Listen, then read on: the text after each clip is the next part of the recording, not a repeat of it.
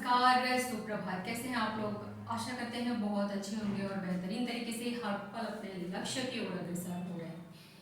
तो चलिए शुरू करते हैं क्लास। और यदि आप हमारे चैनल को फर्स्ट टाइम विजिट कर रहे हैं तो आप हमारे चैनल को सब्सक्राइब करना ना भूलें, क्योंकि आगे आने वाले एग्जाम्स में आपको हमारे चैनल से निश्चित ही मदद मिलेगी। जी हाँ, यदि आपका सब्जेक्ट ज्योग्राफी, इकोनॉमिक्स या फिर मैथमेटिक्स है तो आप हमारे चैनल को सब्सक्राइब अवश्य करें। तो बात करेंगे आज यहाँ पर इकोनॉमिक्स में मुद्रास्फीति के मापन की बात करेंगे। मुद्रास्फीति का मापन दो प्रकार से किया जाता है। एक होता है WPI, दूसरा होता है CPI। WPI अर्थात होल सेल प्राइस इंडेक्स, और जो आपका CPI होता है वो होता है कंज्यूमर प्राइस इंडेक्स। कहने का तात्पर्य है कि एक है थोक कीमत सूचकांक और दूसरा है खुदरा कीमत सूचकांक। अब बात करते हैं कि भारत में सबसे ज्यादा प्रचलित कौन सा है। यहाँ से प्रश्न अक्सर बनता है। तो सबसे ज्यादा प्रचलित होता है भारत में, जो सबसे ज्यादा प्रचलित है वो है WPI अर्थात होल सेल प्राइस इंडेक्स। तो चलिए देखते हैं कि इसके अंतर्गत कौन कौन से प्रश्न TGT, PGT या UPSC में पूछे जाते हैं। तो मुद्रास्फीति का मापन कितने प्रकार से किया जाता है? दो प्रकार से किया जाता है। एक तो है WPI। अच्छा, दूसरा कौन सा है? तो दूसरा है CPI, wholesale price index. वहीं पर दूसरा है कंज्यूमर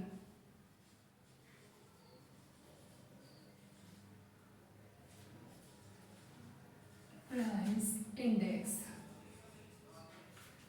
अर्थात इसकी हम बात कर रहे हैं, होल प्राइस वाले की बात कर रहे हैं, तो इसे कहते हैं थोक कीमत सूचकांक। थोक कीमत सूचकांक क्या है? थोक कीमत सूचकांक। दूसरा वाला है वो है खुदरा कीमत सूचकांक। खुदरा कीमत सूचकांक। जी हाँ, आप सबसे पहले बात करेंगे WPI की। किसकी बात करेंगे? इसकी बात करेंगे WPI की। WPI सबसे पहली बात थोक कीमतों पर आधारित होता है। ये क्या है?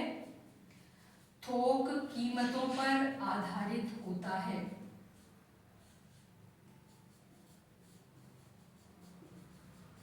यहां से सीधा ही पॉइंट से प्रश्न बनता है। तो ये पॉइंट बहुत ही ज्यादा महत्वपूर्ण है आपके लिए। दूसरी बात आती है कि भारत में सबसे ज्यादा इस्तेमाल किया जाने वाला मुद्रास्फीति का संकेतक। भारत में सबसे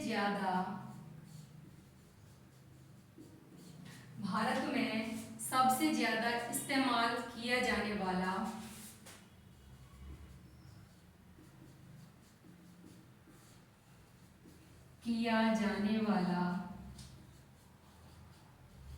मुद्रास्फीति का संकेतक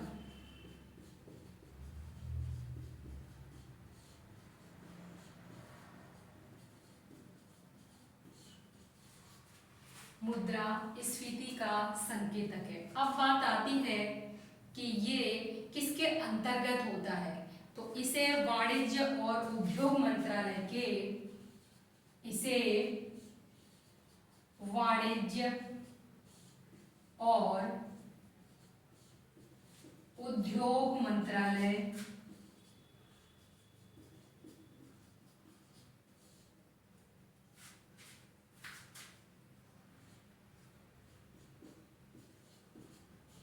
वाणिज्य और उद्योग मंत्रालय अर्थात ministry of commerce and industry के आर्थिक सलाहकार के द्वारा प्रकाशित किया जाता है। के आर्थिक सलाहकार के द्वारा क्या किया जाता है? प्रकाशित किया जाता है। प्रकाशित किया जाता है। अर्थात यहाँ पर ये भी पूछ सकता है कि किस मंत्रालय के द्वारा।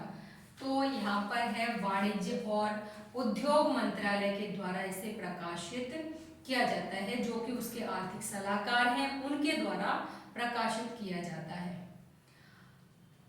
कहना चाहिए कि ऑफिस ऑफ इकोनॉमिक एडवाइस है जो सलाहकार है। वर्तमान में WPI के अंतर्गत कितनी वस्तुओं को शामिल किया जाता है, ये प्रश्न पूछा जाता है। वर्तमान में WPI के अंतर्गत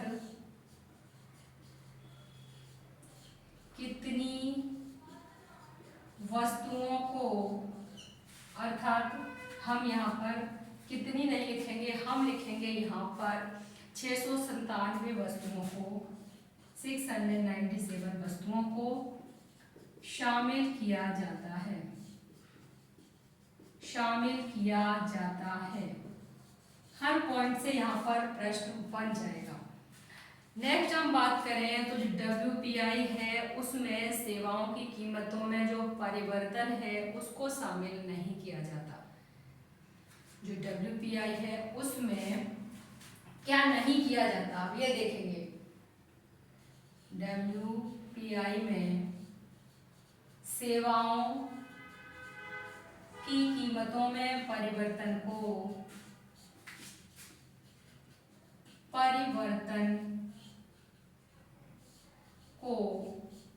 शामिल नहीं किया जाता। अर्थात कहने का तात्पर्य है कि यहाँ पर केवल वस्तुओं को शामिल किया जाता है, WPI के अंतर्गत जो सेवाएं हैं उनको शामिल नहीं किया जाता। तो उनको किसमें शामिल किया जाता है, तो CPI में सेवाओं की जो कीमतें हैं उनके परिवर्तन को शामिल किया जाता है।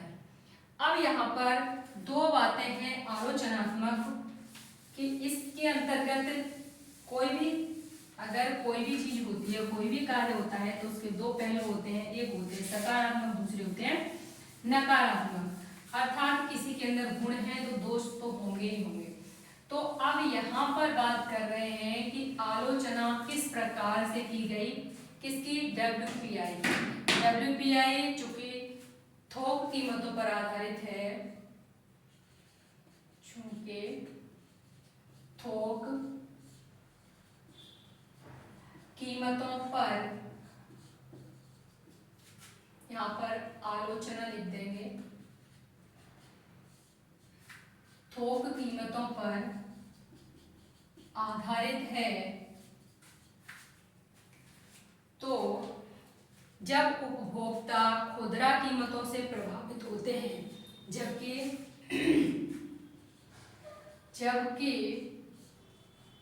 उपभोक्ता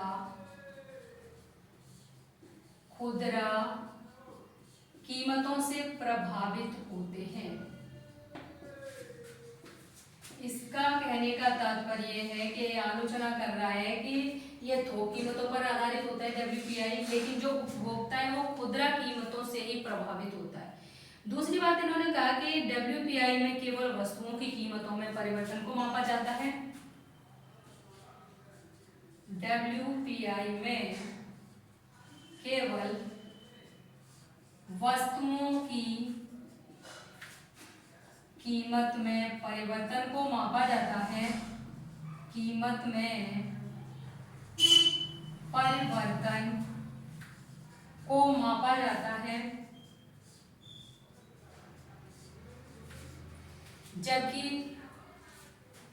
सेवाओं की कीमतों में परिवर्तन को नहीं मापती है। सेवाओं की कीमत में परिवर्तन को नहीं। इनका कहने का मतलब है कि केवल वस्तुओं की कीमतों में परिवर्तन को ही मापता है ये WPI, और सेवाओं की कीमतों में परिवर्तन को नहीं मापता। तो एक तो ये आलोचना की इन्होंने, और दूसरी आलोचना ये की कि थोक कीमतों पर आधारित होता है, जबकि जो उपभोक्ता है वो किससे प्रभावित होता है, जो खुदरा कीमत अर्थात CPI से प्रभावित होता है। अब बात करते हैं यहाँ पर सीपीआई की। किसकी बात करते हैं? तो अब बात करते हैं यहाँ पर सीपीआई की।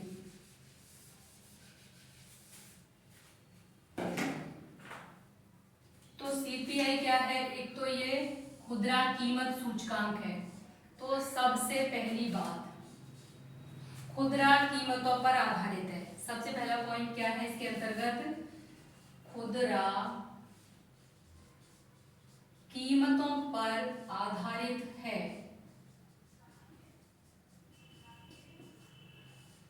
खुदरा कीमतों पर आधारित है। वहीं पर खुदरा खरीदार के दृष्टिकोण से कीमतों में परिवर्तन को मापता है। खुदरा खरीदार के दृष्टिकोण से कीमतों में परिवर्तन को मापता है। कीमतों में परिवर्तन को मापता है। अब यहाँ पर बात आती है कि वस्तुओं और सेवाओं की। तो इन्होंने ये क्या करते हैं? ये खुदरा कीमतों की बात करते हैं। अब यहाँ सीपीआई के 4 प्रकार होते हैं। ये अक्सर प्रश्न पूछा जाता है। सीपीआई के कितने प्रकार हैं? यहाँ पर 4 प्रकार हैं। 4 प्रकार होते हैं। अब ये 4 प्रकार कौन कौन से होते हैं? तो सबसे पहला होता है सीपीआई आईडब्ल्यू। सीपीआई आईडब्ल्यू अर्थात इसे हम कहते हैं औद्योगिक श्रमिकों के लिए होता है। किसके लिए होता है ये? औद्योगिक श्रमिकों के लिए होता है। अब यहाँ पर अगर आप इसे देखेंगे सीपीआई आईडब्ल्यू का मतलब यहाँ पर है इंडस्ट्रियल वर्कर। क्या है यहाँ पर? ये इंडस्ट्रियल वर्कर। ठीक है। अब नंबर 1 तो हो गया ये। नंबर 2 में आता है यहाँ सीपीआई एएल। क्या आता है? CPI AL. अब ये सीपीआई किसके लिए है? तो ये कृषि मजदूरों के लिए है। किसके लिए है? कृषि मजदूरों के लिए। जैसा कि आप देख रहे हैं एएल, इसका मतलब क्या है? एएल का मतलब है एग्रीकल्चर लेबर। एग्रीकल्चर जो लेबर है उसकी बात करते हैं। अब आता है next CPI RL. CPI RL. अब बात आती है कि जो सीपीआई आरएल है वो क्या है? तो वो है ग्रामीण मजदूरों के लिए। किसके लिए? ग्रामीण मजदूरों के लिए। ग्रामीण मजदूरों के लिए। अब यहाँ पर आप देख रहे होंगे ये लिखा है आरएल अर्थात रूरल लेबर। क्या है? Rural labour.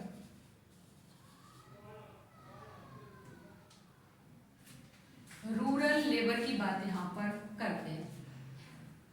अब बात आती है यहाँ पर कि ये जो सारे के सारे हैं, ये 3 जो नंबर हैं, इन तीनों का अगर देखा जाए तो श्रम एवं रोजगार मंत्रालय में श्रम ब्यूरो द्वारा संकलित किया जाता है। किसके द्वारा संकलित किया जाता है? ये नोट करें। श्रम एवं रोजगार मंत्रालय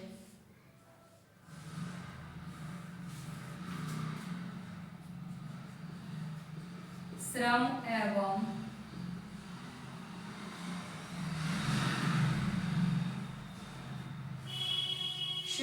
एवं रोजगार मंत्रालय में श्रम ब्यूरो द्वारा संकलित किया जाता है।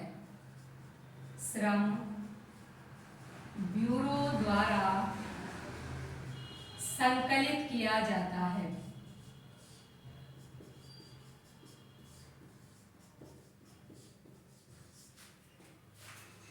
अब इसमें एक और बचता है और वो है आपका सीपीआई ग्रामीण शहरी संयुक्त।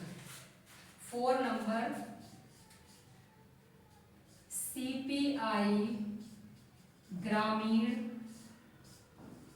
शहरी या है संयुक्त। तो ये हो गया आपका सीपीआई के बारे में जो बातें थी उसमें। अब हम यहाँ पर देखेंगे 2-4 पॉइंट और हैं, उनसे भी प्रश्न बनते रहे हैं। सबसे पहले बात करें तो सांख्यिकी और कार्यक्रम कार्यान्वयन मंत्रालय, अर्थात हम बात कर रहे हैं सीएसओ की।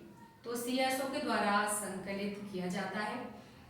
अब बात आती है सीएसओ की, तो सीएसओ क्या करता है, इसे 1-2 पॉइंट में और समझ लें कि संगठित औपचारिक आंकड़ों के आधार पर क्या करता है, ये रिपोर्ट तैयार करता है और रिपोर्ट तैयार करता है और फिर उसको प्रकाशित करता है। वहीं पर अगर हम बात करते हैं राष्ट्रीय आय की, तो उसका मापन भी सीएसओ ही करता है और इसका मुख्यालय है नई दिल्ली में। तो ये तो थी सीएसओ के बारे में जानकारी। अब बात करें तो सीपीआई के तहत उपभोक्ता स्तर में,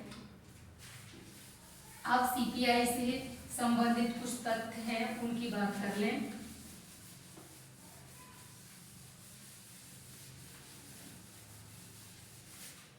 तो ये है कि सीपीआई के तहत उपभोक्ता स्तर में, सीपीआई के तहत उपभोक्ता सीपीआई के तहत उपभोक्ता स्तर कीमतों में परिवर्तन की माप की जाती है। परिवर्तन की माप की जाती है।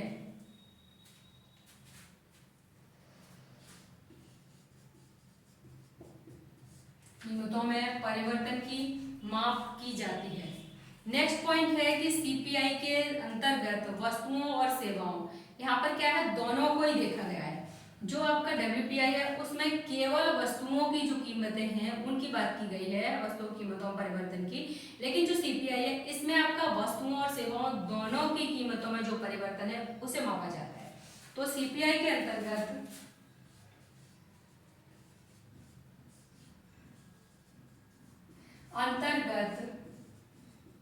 वस्तुओं तथा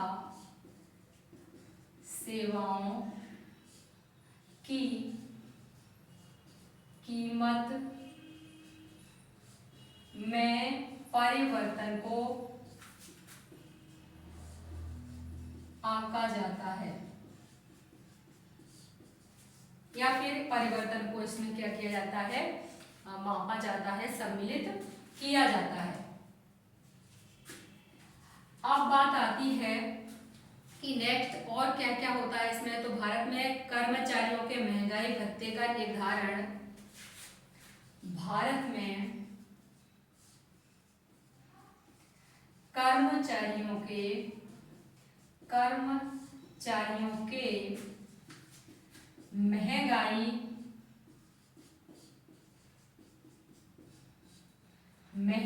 भत्ते का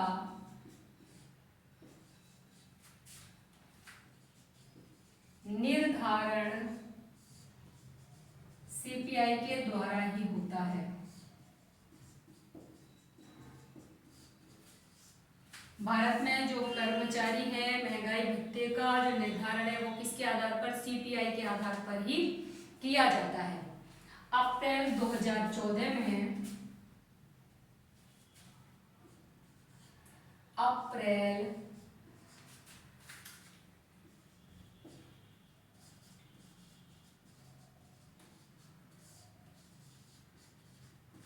यहाँ पर अप्रैल 2014 में आरबीआई ने मुद्रास्फीति के प्रमुख मापन के रूप में आरबीआई ने मुद्रास्फीति के प्रमुख मापन के रूप में सीपीआई को आधार बनाया है।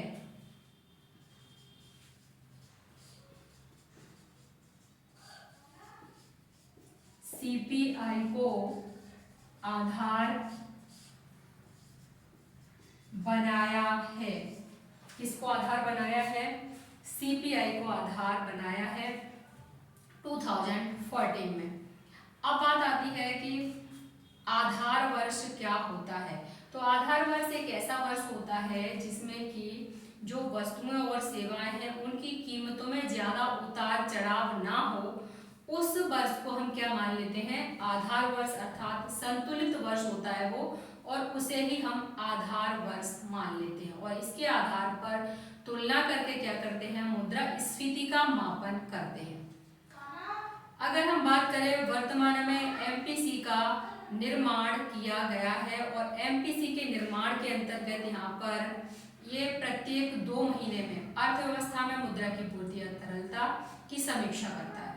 और इसमें कुल सदस्यों की संख्या की बात करते हैं तो 6 होते हैं, और साथ ही 3 तो होते हैं सरकार की तरफ से, और प्लस 3 होते हैं आरबीआई की तरफ से। तो 3 आरबीआई की तरफ से होते हैं, उसमें 2 होते हैं डिप्टी गवर्नर और 1 होता है गवर्नर। और इसकी अध्यक्षता की बात करें तो आरबीआई का गवर्नर अध्यक्षता करता है। तो ये तो रहा आपका डब्ल्यूपीआई और सीपीआई, यानी कि मुद्रास्फीति का मापन 2 प्रकार से किया जाता है, तो उनके बारे में हमने समझ लिया।